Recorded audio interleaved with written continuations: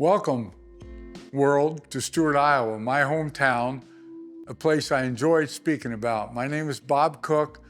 Most people in this community that have known me would call me a local historian, and I take some pride in that. This, like all rural communities, has had its ups and downs through many years. Just in a recent year or so, we've had a couple bumps, but I want to talk and give what I call a pep talk to the community for producing what I see as the most productive, dynamic, and constructive quarter century in the history of the town, except the first 25 years, of course. It's been an amazing development, rebirth, growth in this community from 2000 to today. And I want to quote a friend of mine who was here from 1975 to year 2000. He operated a business, a key business in the town. He was also a key leader in the community. He came back a couple years ago and we had dinner. And he said, "Cook, if Stuart had looked like this in 2000, I'd have thought I'd have died and went to heaven." So I think sometimes it's good to remember what has been accomplished in that period of time since year 2000. Let's talk about the downtown business buildings and infrastructure downtown. If you look at photos from 2000, 2001 era, things were pretty shabby on some of the buildings. A couple of them looked pretty good. A lot of them were in trouble. And through market forces, through involvement from the city of Stuart, through development groups, through entrepreneurial efforts, that downtown area looks far different and much more appealing than it did in year 2000. Have to give some credit to the 2015 and 2016 facade improvement projects and the downtown infrastructure improvement. And it's become a coveted space to have your business as opposed to a place that wasn't very appealing to the eye in 2000 for the most part. So that's a big gain in that period of time. I have to talk about housing in this community. We've had the largest growth in new housing because of the work of the city and the Economic Development Group SEED, as far as the Wambold 1, 2, St. Mary's, and now Wambold 3 housing additions that have added more than 100 new houses on the east side of town. And also, we've had a number of new homes constructed in the existing neighborhoods.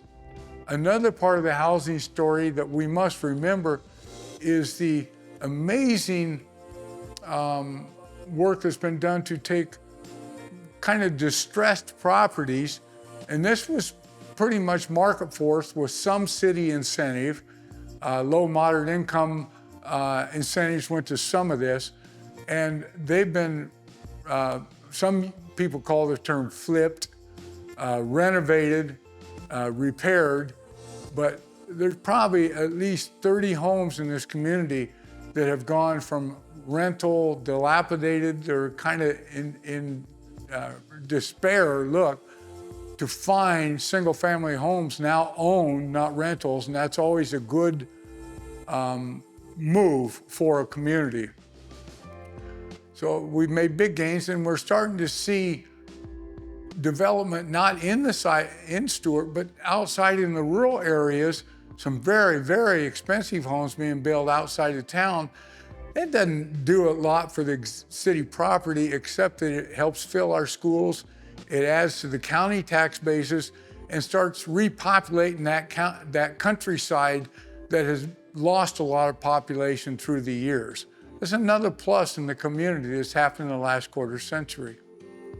I'd like to talk about the civic part, the city part.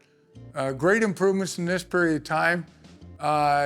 We had been facing, as a city, federal lawsuit over our inaccessibility to our buildings, both City Hall and library.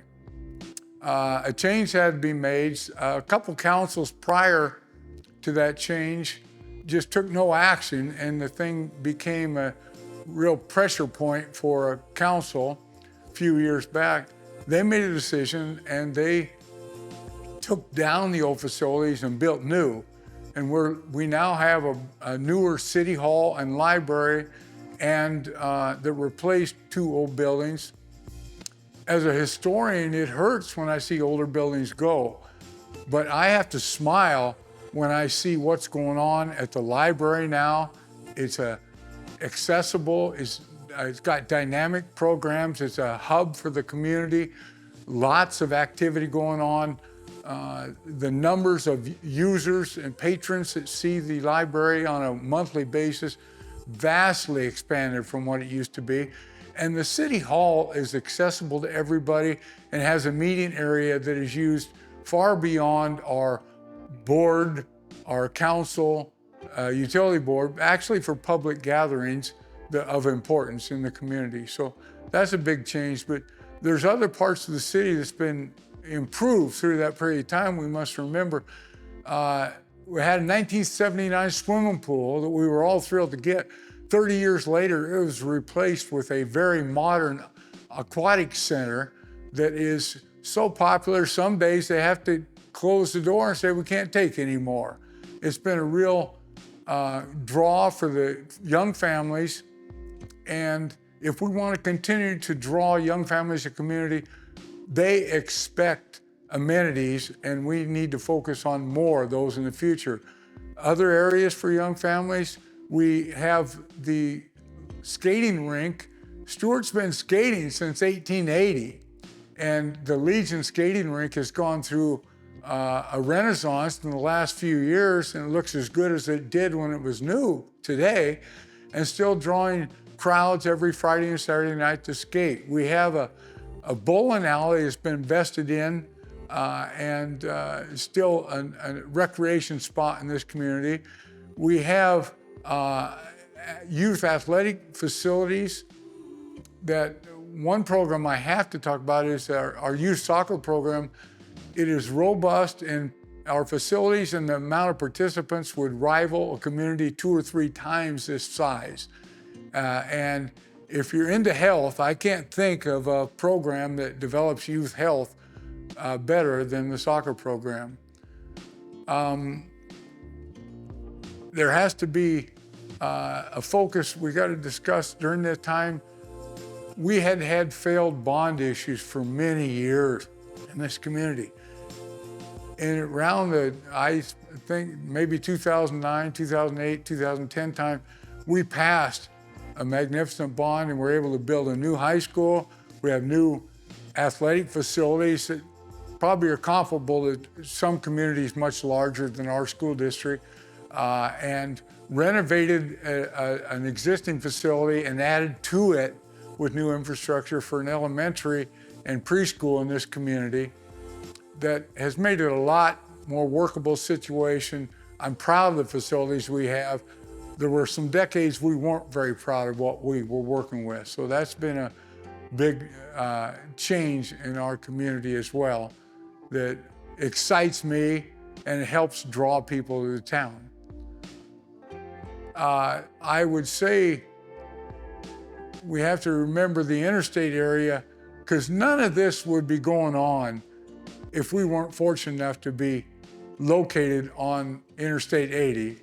And we now have the most prosperous, visible, largest interchange between Des Moines and Council Bluffs, Omaha area, and continuing to grow. It's been ongoing. The development's been going on since the interstate came through. But I have to say, in recent years, we've had the Marks Business Plaza that started in the late 1990s, but is not done, but Karl Chevrolet, with their huge automobile plaza out there, kind of became a big anchor, and now the Manheim auto auction out there continues to grow. The largest auto auction company in the world, and their space in Iowa sets in Stuart off the interstate. That's a big deal. And it brings buyers and dealerships to this town every auction that they have, and employs a lot of area residents as well. Back around early 2000s, the city took down a couple downtown buildings. As a historian, it didn't feel real great at that time. But I have to look at, in hindsight, that we solidified medical facilities for this community into the future that are a level that a lot of communities wish they had, that are even larger than us. We ended up on the south side with a pharmacy that's full service and delivers as well. Adair County Clinic, Hospital Clinic is out there, based out of Greenfield, but they have a clinic out there with staff in Stuart. We have optometry office there. We have dentist office here. Uptown, we have chiropractic service. And we also have an old school building that was invested in heavily by Guthrie County Hospital to make a Guthrie Clinic on the north side of town, with a lot of services in there. So no matter which clinic people use, we're served with two really good, well-staffed clinics in this town. And the care center we have has continued to expand and serve through the years. So we have an appeal for all ages, because if you come here at age 25, we want you to stay. And there's a time you'll need those services. And I think that's what helps make us a full service community. Another thing that's changed is a private person and the city invested, and I can't say solved, but improved the daycare situation in this community a great deal. We have three locations downtown that are serving as daycare, operated by Alicia Guile, with a whole lot of staff. And from everything I read and hear, one of the critical elements missing in a lot of rural communities to attract young families or to serve them, to keep them, to help them in their lives is daycare. And we have, again, not solved it. We have improved it a great deal. And the challenge is to continue to solidify that. If your goal is to bring young families to the community, you've got to take care of that. That's the #1 priority. Another area I've got to talk about is our historic infrastructure, something I'm proud of. In the last 25 years, the St. Center, which was a former Catholic church that had been a victim of an arson in 1994, was rubble still in 2000, has brought back to life so that in 2009 it opened, and it continues to host large events. There was another one just this week that filled to capacity the place for an awards banquet for a big local employer, massive weddings, class reunions, all kinds of things. So it's a glorious building with great history, and it is iconic. Chuck Offenberger called it, at the time we were fighting to renovate the place, the most important architectural target for renovation in the western half of Iowa. And he didn't, that was not hyperbole. He was on point. We also had this building that we're in today, the former Rock Island Depot, was still a dilapidated mess in 2000. A group of citizens worked along with the city to get grants to fund it, and it's a living exhibit to our history and a place for community people gather for all types of reasons, and has made this something of pride to the community, and it brings a lot of people here to take a look at it and to use it. The third thing is across the street. In year 2000, the Hotel Stuart was an embarrassment. It was not cared for. It was run down, paint flaking off the brick. And it was just, you'd have to be a visionary to see it where it is today. It was close to a point in 2012 to being torn down. Thankfully, a developer was found, got it partway there. In recent years, it's been finished off and now serves as a place for some nice apartments on the upper level and a valued commercial space on the lower level that has a tenant at this point in time. And if we have to speak about historic infrastructure, as of we speak today, the bricks are ready to go up on the First National Bank that's well known as being robbed by Bonnie and Clyde. It anchors our downtown on a corner. It was close to being a catastrophe. And today we can see it's going to be finished and provide an upper level, nice apartment and beautiful commercial space for the future down below. To finish up this pep talk for the community, be proud.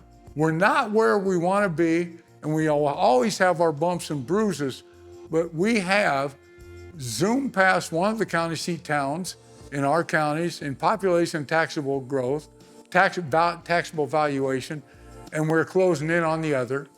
And we always will be competing to attract new residents. So what has transpired has to be doubled up in the next 25 years for this community to prosper. Take a bow, Stuart. This was brought about by 2 or 3 generations of leaders putting the building blocks in place. Smart, aggressive leadership with our development, the 2 county development, seed, a lot of bright and energetic and aggressive people sitting on the council, members of the business community, volunteers within the community. And it's been 2 or 3 generations building this, and it will take new leadership into town, which we are thankfully getting, to take the reins and take it for the next quarter century and beyond.